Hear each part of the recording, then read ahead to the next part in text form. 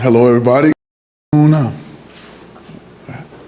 really excited about this upcoming game, our 12th final guaranteed game that we can play down in Ford Field. Expecting a lot of Spartans to show up down there. Have a lot of Detroit area guys on our team. Get a chance to play in a NFL venue. So it's going to be a lot of fun. And just like I said, on Saturday, the wives can go out and shop all through the day and then come down to the game and enjoy our football game in Ford Field. So hopefully all the Spartans will show up and have a great time.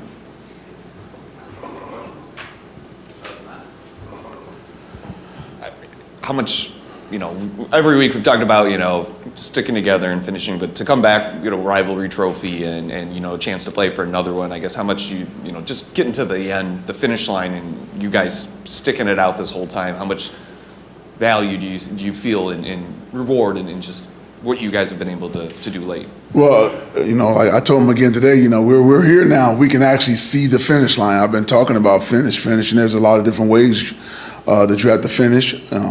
It's starting with just your play, just that particular play, and I always say that in the series, in the quarter, and all that, in the game. And now we're not only going to do all those things this week, but also it's going to be finish the final game, finish the season. And so we don't stick with that thing because that's very, very important. Not only in football but in life, you got to finish everything that you do. If you start something, have a mindset to always finish and do it with excellence. So that's our mindset for this week. I'm wondering for you, because your coach Perlis helped create this trophy that everybody loves so dearly. Is there an added importance to win that? The beautiful Land Grant Trophy? Yeah, it's very, very important to win it. First of all, to win the game. That's number one, and then the trophy comes along with it. It's something that Coach Perlis created, from my understanding. So that's always big because he was my coach. So we would love to bring it back home here to East Lansing. And when we open up our new building, we got a nice place we can put it in, just same with the spittoon. So we definitely want to bring it back home.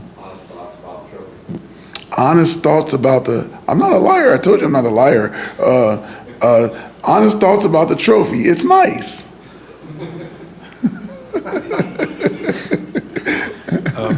Harlon, a lot of guys went down in the game. I guess sort of curious if you have any updates on Samac was a big one that looked pretty serious.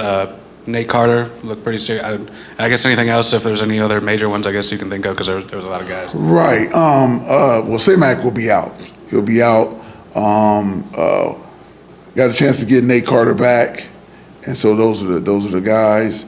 And then and Brandon Wright is we'll see, lower leg deal, so we'll see about him. Just how does when you guys went down there with whatever it was, 45, 50, whatever it was, how does that affect just practice structure and schedule? I'm assuming you're probably not trying to hit as much, or just do you have to be precautious or tweak some things during the week when the numbers are a little low? Absolutely. Well, even this time of the year in all of football, the hitting backs way off because it is such a physical sport. And so we were backing way off, maybe backing off a little bit more than we normally have, but we would still back off because you got to just get the guys to the game. So we are slowing it down for our guys, not as much banging throughout the week. Make sure, and it's a shorter week as well. And so our guys are, they know what's going on. It's more about mental reps than it is the physical reps. And that's what we're doing. How much confidence do you think you guys gained on offense this past week, with Caden and Malik and all, putting up some numbers and now facing another really good defense this week and just the latest challenge for you guys? It can't help when you play well, can't help but build your confidence. So I'm sure those guys are feeling pretty good, understanding that what we're about to face again. Like I said, every week in the Big Ten, you're going to have to be ready to fight and play. And so here's another challenge for us to go out and fight and play and do our very best and execute, play with great discipline, and then finish. Like I said, we always got to just finish everything that we do. So we do that, we'll give ourselves a chance to win the football game. Harlon, with Malik Carr, how much is, if he is that player, how much does that change what you can be offensively? And where has that player been? It could change a lot. Going into the Iowa game, I'll never forget, he was going to get used a lot. Well, you all saw the first part of the game, he had, 5-6 catches, I think. And that was by design. And so, Malik is a good football player. And I said it the other day when I was talking about Sam being, Malik is I like guys like that. He's very, very, very confident. He's close to cocky, he's border, but he's very confident in his abilities. And when you're like that, you can go out and do things like he does. He's not shocked by those things when he does it. It's more like I told you, he hits you with that stuff. But he is a weapon. If we could have used him throughout the season like that, we were all trying to get better. Caden just now starting getting out there, and we was rotating Sam in and those type of things. But he is a weapon for us, and we had some others as well. Great catch by Montori, Alante Brown, just some guys that I think Caden is just getting more comfortable in what he's doing. So hopefully he'll have another great game this week, and get the ball to Malik as well.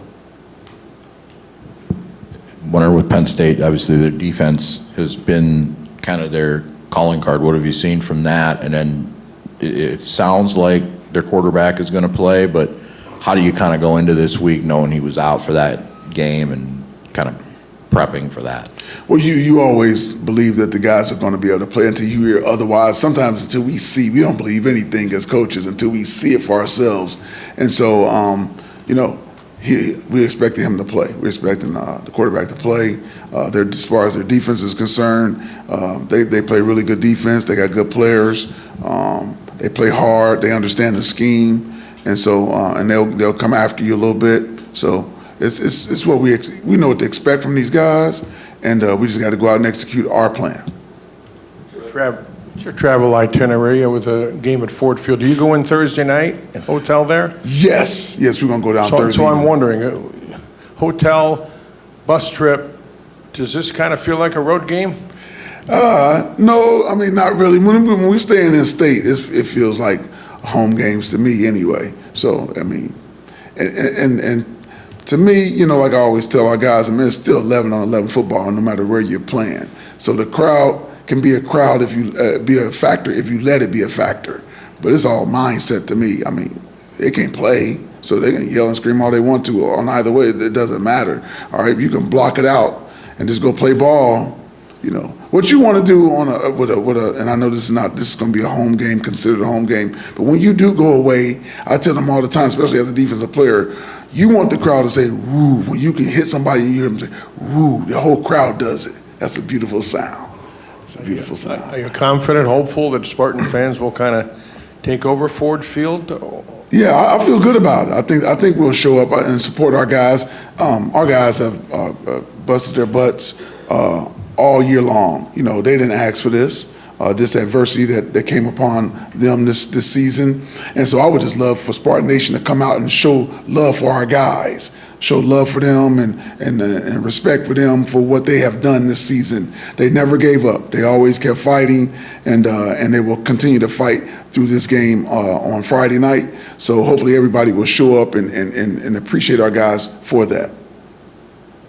Harlon, I was wondering how you thought Dallas did taking over for Nick, first drive, and then he plays the rest of the way. I think that's the most action we've seen of him, and just, taking over for a fifth-year senior and how he performed.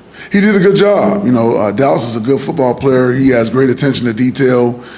He's going to always try to execute to the very best of his ability because he cares. Excuse me. So he did a really good job. He's going to be a good player for us, and I'm glad he's on our team. Just curious if you remember much about that game in 2010 when you went down to Ford Field and what the positive takeaways for playing down there. Yeah, I do remember that. I think it was FAU we played down there, and it was just the atmosphere itself. You got to talk about the tick marks, the hash marks and all that stuff, because a lot of times those NFL fields will keep the NFL hashes or the numbers in place, but they'll put the tick marks. So these are our numbers. You just got to understand those type of things because it does matter. It does matter on how we align and do certain things, especially on defense.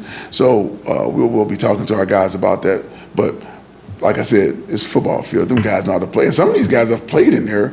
If they played in, from the Detroit area, playoffs or whatever it may be. So, or been in there before, so they won't be, overwhelmed, I don't think.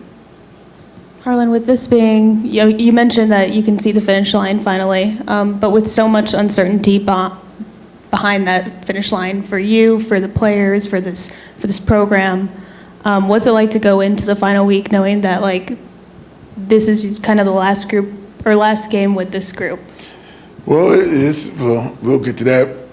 Really, I try not to think about it, to be honest with you, until we get there at the end. Probably say something on Thursday. It's Thanksgiving. You got all of that, and you get all these emotions involved and all that kind of stuff. But really, it's after the game.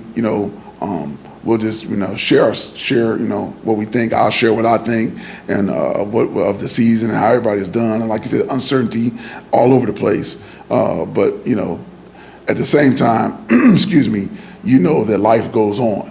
And in some cases, some people don't care. Nobody cares. So that's how life goes. But you can just keep pushing, and that's all I know to do anyway. And so nobody will quit. This team knows it better than anybody, in my opinion. They understand adverse situations. They understand, there's uncertainty and all of that. But to just keep going. If you keep going, if you finish, then everything will be okay.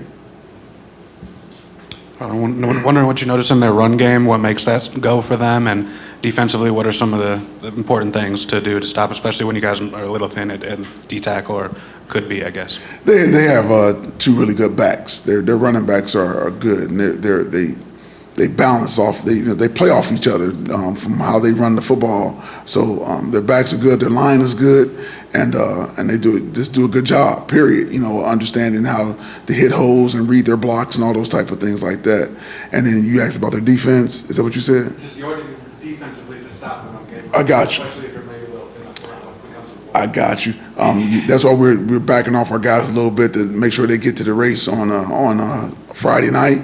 But our guys will be ready to play. We have a good front, really good front, and they do a good job. And they've been playing hard all year. It's one of those things where there's nothing to hold back. We're not trying to make it to next week's game. It's just all out. So they're gonna give us everything they have, and they've been doing it anyway. But hopefully it'll be even more because I don't have to save myself anymore. I can get a chance to heal up after this game. Coach, if we consider the situation where you do get the win over Penn State and the Spartans are 5-7, there would be a potential scenario to accept a bowl bid if the stars kind of align. Has there been any discussion based on some of the injuries and uncertainty of whether Michigan State would accept a bowl in that scenario? Good question. That there hasn't been any discussion on that, and you're right. I know I've heard about that before. Guys have have opportunity to win 5 games and go to a bowl game, but we haven't discussed that. We just focused on the Penn State deal, and if that comes about, we'll talk about it when that happens. I'm wondering for you, we're now, 1 game left in the season. Looking ahead, first let's look back. How has this year been, since you took over the job, and what's your elevator pitch to moving forward to get the job if you want it full time? Okay, so the first question is look back how it started and everything. Is that what you're saying? Yeah, and the process throughout the year. Well, I got you. Okay, I got you. I've definitely, in this position, I've grown. Like I said, way back when it first started, I said there's a rhythm to things that you do. Just like when you first become a reporter or wherever, I got to catch this rhythm of, okay, how does this work? Okay, I got to be here on Mondays at 12:30 and ask questions or whatever. There's a rhythm to how you do things, and so I finally caught the rhythm. I know I got to be here talking to you guys on Monday at 12:30 and some other things that are going on. But once you catch the rhythm and you start doing pretty decent at it, then you start to gain confidence. And so that's kind of what has happened with me going through this and seeing what it's all about, understanding that you're not really a coach anymore, you're more of a counselor. And so I've learned that.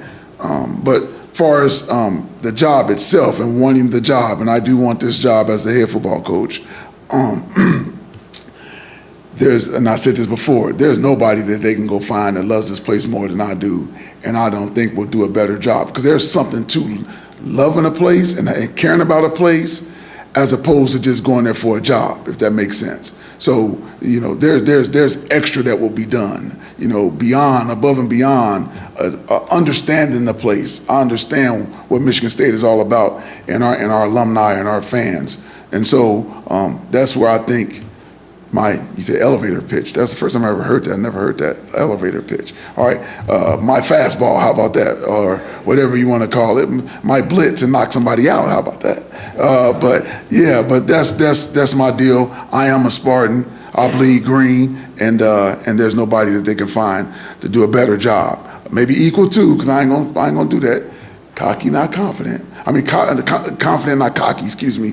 But there's nobody that they can find better. Maybe equal to, but not better. How about I say that? That's fair, right? Harlan, to follow up on that, the nature of the beast is now when there's a coaching opening with the early signing period, it's done pretty quickly. Are you a candidate? Will you get an interview? Can you tell us where that stands? Yeah, I was told several weeks ago that I would get an opportunity to interview. I do not have a specific date, and so that's, what I know right now. Yes. But you want to interview? I asked. Yes. Harlan, do you expect Maverick to be back this week, and then, first of all? Got you. Yeah. We're hoping that he's back. He was out there today in a limited role, but we're hoping to get Mav back. And regardless, I guess, how do you view the depth of that position? Because you had a redshirt freshman walk-on guy who was an offensive lineman last year playing in the first half. And do you move anybody Ben Nelson, around? say his name. Ben Nelson, yes. Ben, yeah, he's a human being. Yes. So next man up. There is no excuses. There are no excuses. So the next man up. That's what this team is. We had no problem putting him out there. Let's go. And he did a decent job as well. But yeah, hopefully we get Mav back. We got Simeon. We got D Harm. We got those guys that will step in and do a good job for us. Along those lines, obviously the two receivers with Jerron and Trey, do you expect them back? And do you expect any of the other guys? Because, there's a lot of guys like Chuck who have been on the list most of the season, at least since the Washington game. But do you expect anybody else to come back for one more? Not that I know of right now, Chris, that I can, no, not right now. When it comes to back here, when you mentioned the fighting rhythm, that's something I can relate to because I'm trying to figure out my rhythm right now. Right. How long do you think it took you, or what was that turning point when you finally felt like, okay, my head is above water again, I don't feel like I'm drowning with all the responsibilities, I can kind of start focusing on coaching and everything else? That's a good question. With the combination of we were losing, so we lose 6 straight, so right, I'm in there, I'm trying to figure it all out, what is going on? So if I had to guess, I would say somewhere between the Iowa game, after that game, and Rutgers-ish area, I started saying, okay, all right, this is what it is. This is how I got to deal with it. So right around that time, I would say. Yeah, Harlan, at this time of year with freshmen and sophomores, you're starting to get a little bit more of an idea, I would imagine, about what they are all about. Can you look in the future to see if there are some future leaders in that group that have shown themselves in recent weeks? What would you forecast there in terms of future leaders in the programs amongst the young guys? Yeah, Jay Hall would be definitely a future leader. He's already a natural-born leader anyway. 3-time captain at IMG amongst a bunch of so-called stars down there at IMG, and he's a 3-time captain, and he's shown that here. Jordan does a great job of communicating and knowing what to do. Extremely smart individual. So he's a young guy that I would say that has a chance to be a really, really good leader here for us. Similar to Kirk Cousins. I'm not saying he's Kirk Cousins, but Kurt was a three-year captain here for us, and he has those type of leadership qualities. That's the one that would jump out at me right now as the young people. All right, thank you guys.